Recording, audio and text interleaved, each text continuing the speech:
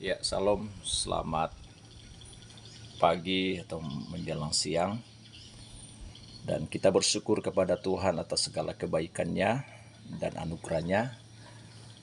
Kebetulan saya ada di lokasi ini, di pemandangan yang sangat indah. Ya, oke, kita bersyukur karena Allah itu baik dan Allah luar biasa bagi kita sebagai umat-umat Tuhan. Jadi pada kesempatan ini saya akan menyampaikan renungan kebenaran firman Allah bagi kita yang terambil di dalam 1 Yohanes pasal yang keempat, ayat yang ke-10. 1 Yohanes pasal yang keempat, ayat ke-10. Saya akan bacakan bagi kita semua. Di sana dikatakan oleh firman Allah, inilah kasih itu, bukan kita yang telah mengasihi Allah, tetapi Allah yang telah mengasihi kita dan yang telah mengutus anaknya sebagai pendamaian bagi dosa-dosa kita. Dan saya akan memberikan tema di dalam ayat pokok kita adalah kasih sejati. Bapak Ibu Saudara kasih oleh Tuhan, Allah adalah Allah yang sempurna. Dan kasih-Nya adalah kasih yang sempurna atau kasih yang sejati. Dalam arti kata, tidak ada kasih seperti kasih Allah. Artinya juga tidak ada duanya. Dalam hal ini Bapak Ibu Saudara, kita melihat kasih sejati di dalam 1 Yohanes pasal yang keempat, ayat yang ke-10. Yohanes ingin menguraikan tentang kebenaran agar kasih Allah benar-benar menjadi sebuah gaya hidup bagi gereja Tuhan. Karena itu bagaimana sikap-sikap Allah kepada manusia? Ya, kita ketahui bahwa Allah yang mulia, Allah yang sempurna datang ke dalam dunia menjadi manusia supaya manusia dapat kembali dipulihkan dan kembali diperdamaikan dengan Allah. Lewat kematiannya ini membuktikan kasih-Nya kepada manusia. Nah, tanpa kasih-Nya maka kita tidak ada artinya dan kita adalah orang-orang yang binasa di dalam kehidupan ini. Sebab itu di dalam hal ini ada beberapa hal yang saya akan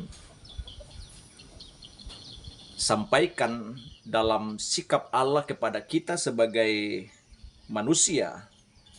Yang pertama adalah Allah mengasihi bukan karena memerlukan kita. Tentunya Bapak Ibu Saudara kasih Tuhan, tidak ada sesuatu yang Dia harapkan kepada kita sebagai manusia untuk kebutuhan dan kepentingannya, karena memang kita tidak bisa bekerja dan tidak kita bisa melakukan sesuatu bagi Tuhan dengan kekuatan, dengan cara apapun, terlebih bagi keselamatan kita. Nah, sebab itu di dalam hal ini Bapak Ibu Saudari kasih oleh Tuhan, kita melihat di sini Allah ingin menunjukkan sebuah kebenaran yang sejati di dalam kehidupan kita, khususnya Yohanes sebagai rasul yang adalah salah satu murid Tuhan Yesus yang benar-benar mengerti dan melihat dan merasakan, sehingga di dalam hal ini Yohanes ingin menegaskan bahwa ketika kita menjadi orang percaya, maka kita tentunya sudah berbeda dengan cara-cara dunia. Karena pada umumnya, Bapak Ibu Saudara kasih Tuhan, ya, manusia mengasihi karena ada kepentingan-kepentingan. Ya, manusia mengasihi karena kebutuhan, ya. Ya, ketika dia melihat seseorang misalnya, ya, dilihat ada sesuatu yang ya baik di dalam hidupnya sehingga dia mengasihi, atau mungkin pernah dia ditolong oleh orang itu sehingga dia mengasihi, atau ada sesuatu yang mungkin dia dapatkan kepada orang, dia mengasihi dan sebagainya. Itulah pada umumnya manusia mengasihi. Itu sebabnya kebenaran firman Allah menunjukkan kepada kita sebagai orang yang percaya, baik di dalam kehidupan kita sehari-hari, maka kita harus memiliki kasih sejati di dalam kehidupan kita, sehingga kita tidak lagi mengasihi orang karena ada sesuatu, ada udang di balik batu. Sebaliknya, kita juga tidak bisa mengasihi Tuhan karena ada keperluan kita. Tentu kita harus sadar, karena banyak orang percaya, banyak orang Kristen mengasihi karena karena ada kebutuhannya. Misalnya, ya, ketika dia sakit, ya, karena dia butuh kesembuhan daripada Tuhan, dia datang kepada Tuhan. Dan ketika dia membutuhkan pertolongan, dia datang kepada Tuhan. Tetapi kita harus sadar bahwa, ya, kita harus mengasihi. Ada satu ayat kita akan melihat di dalam kitab Ulangan pasal yang ke-6. Di sana dikatakan, dia kembali mengarahkan kita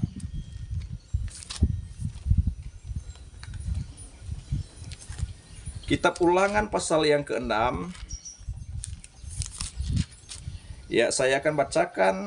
Di sana dikatakan, Ulangan pasal yang ke-6 ayat ke-5, di sana dikatakan oleh firman Allah, kasihilah Tuhan Allahmu dengan segenap hatimu dan dengan segenap jiwamu dan dengan segenap kekuatanmu. Jadi jelas Bapak Ibu Saudara, dan kita melihat di dalam hal ini bangsa Israel sudah begitu banyak mujizat dan kebaikan yang mereka alami di dalam kehidupan mereka sejak mereka keluar dari tanah Mesir. Tetapi kita melihat mereka banyak bersungut-sungut dan tidak bersyukur kepada Allah, sehingga ya hanya keperluan mereka. Sebab itu dalam hal ini firman Allah di dalam Ulangan pasal 6 ayat ke-5 di sana dikatakan, kasihilah Tuhan Allahmu dengan segenap hatimu. Jadi jangan setengah-setengah. Ya, jangan sekedar, jangan ada bukan karena keperluan, ya, karena ada kepentingan-kepentingan. Nah, di dalam Injil Markus pun di dalam pasal yang ke-12 ayat yang ke-30 kita melihat di sana dikatakan juga, dia menekankan kebenaran firman Allah di dalam Injil Markus pasal yang ke-12 ayat yang ke-30 di sana dikatakan, kasihilah Tuhan Allahmu dengan segenap hatimu dan segenap jiwamu dan dengan segenap akal budimu dan dengan segenap kekuatanmu. Jadi sangat jelas. Ya, firman Allah kembali menegaskan bahwa kasihilah Tuhan Allahmu dengan segenap hatimu, dengan segenap akal budimu, dengan segenap kekuatan dan segenap seluruh kehidupan kita. Jadi Bapak Ibu Saudara, di dalam hal ini tentu Allah mengasihi kita sekali lagi bukan karena dia memerlukan kita. Inilah kasih Allah. Yang kedua Bapak Ibu Saudara, Allah mengasihi kita bukan karena kita berharga. Bukan, Saudara. Ya, berbeda dengan pemandangan kita sebagai manusia, kita mengasihi seseorang karena dia orang kaya atau karena dia ganteng, karena dia cantik dan sebagainya, karena ada kepentingan-kepentingan di dalam kehidupan seseorang. Tetapi Allah mengasihi kita bukan karena kita berharga, Saudara. Kita ini debu adanya, ya. Kita ini abu. kita ini najis, ya. Kita ini kotor. Kita ini penuh dengan dosa. Ya. Kita tidak berharga. Tapi kenapa Allah mengasihi kita? Ya, kita melihat di dalam Roma pasal yang kelima,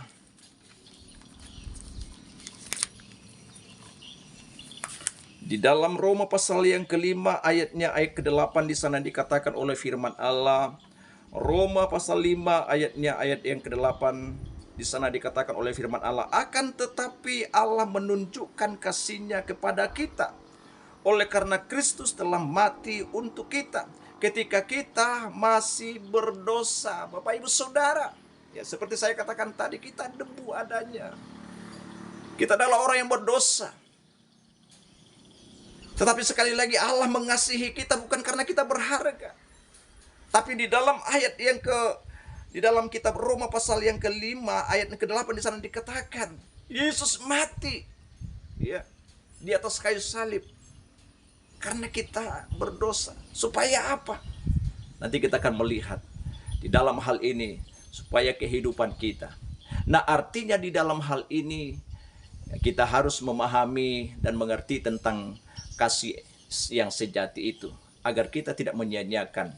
Jadi Allah mengasihi bukan karena kita berharga. Tapi itulah kasih Allah, berbeda dengan kita manusia. Dan yang ketiga, saya catat di sini, jika yang pertama Allah mengasihi bukan karena memerlukan kita, yang kedua Allah mengasihi bukan karena kita berharga, yang ketiga saya catat di sini adalah kita menjadi berharga. Sekali lagi, kita menjadi berharga karena kasih-Nya. Haleluya. Ya, kita menjadi berharga karena kasih-Nya. Sepatutnya kita bangga, ya, karena kita berharga bukan karena ada sesuatu yang kita miliki, bukan, ya. Kita bernilai, kita ditebus oleh darah Yesus, kita diampuni bukan karena kita layak menerima pengampunan daripada Tuhan, tapi kita berharga itu karena kasih-Nya. Sebab itu Bapak Ibu Saudari kasih oleh Tuhan, di dalam hal ini tentunya patutlah kita bersyukur kepada Tuhan. Ya, karena kita ada sampai hari ini, itu bukan karena kehebatan kita. Kalau toh kita sudah diberkati, itu semua karena anugerah Tuhan. Sebab itu mari jadikanlah hidup kita menjadi berkat. Ya, jadikanlah hidup kita, ya, menjadi saksi. Sehingga biarlah lewat kebenaran firman Allah yang kita sudah dengar, benar-benar menjadi sebuah gaya hidup yang nyata di dalam iman kita, yaitu kasih itu. Sehingga kita tidak lagi mengasihi seperti dunia mengasihi. Tidak ada lagi syarat-syarat, tidak ada embel-embelnya. Kita berbuat baik bukan karena kita supaya diselamatkan, bukan, tetapi kita merasakan karena kita sudah mengalami kebaikan Tuhan. Kita mengasihi orang bukan karena supaya kita dikasihi, bukan, tapi karena kita sudah mengalami kasih Tuhan. Sebab itu di dalam hal ini Bapak Ibu Saudari kasih oleh Tuhan, masih tegakkah kita, ya, menyia-nyiakan kasih Allah yang sejati itu, ya, yang sedemikian rupa melalui dengan cara-cara hidup yang lama? Masihkah kita menyia-nyiakan kasih Allah dengan hidup berfoya-foya? Masihkah kita tega untuk menyia-nyiakan kasih Allah dengan hidup tanpa pertobatan? Mari Bapak Ibu Saudari kasih oleh Tuhan, biarlah lewat kebenaran firman Allah kita semakin menyadari, seperti saya sudah ungkapkan tadi, bahwa Allah mengasihi bukan karena Dia memerlukan kita. Inilah bukti kasih sejati Allah. Allah mengasihi kita bukan karena kita berharga, tetapi yang ketiga, kita menjadi berharga itu karena kasih-Nya. Oleh sebab itu, tentunya bagi kita sebagai umat Tuhan, sebagai anak-anak Tuhan, benar-benar hidup di dalam kasih, sehingga dunia akan melihat dan merasakan kasih Allah itu, sehingga nama Tuhan dipermuliakan. Kiranya di tempat ini, di alam yang terbuka, kita boleh melihat dan mengalami pencerahan-pencerahan untuk semakin hidup di dalam kasih karunia. Kiranya Tuhan memberkati kita. Salam.